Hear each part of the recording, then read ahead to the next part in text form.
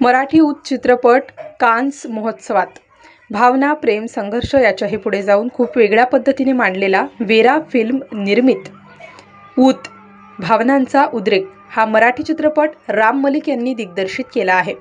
या चित्रपटाने राज्यस्तरीय, राष्ट्रीय, आंतरराष्ट्रीय फिल्म फेस्टिवलमध्ये ही बाजी मारली आहे। 21 मे रोजी हा चित्रपट कान्स फेस्टिवलमध्ये दाखवण्यात आला। पदार्पणातच चित्रपटाचा निर्माता व नायक राज मिसाळ ह्याने अनेक पुरस्कार मिळवले आहेत। राज मिसाळ आणि संपूर्ण ऊत टीमचे भरपूर कौतुक। ह्या फिल्ममध्ये अजय गोगावले, आदर्श शिंदे, हरिहरन सुब्रहमण्यम यांनी गाणी गायली आहेत।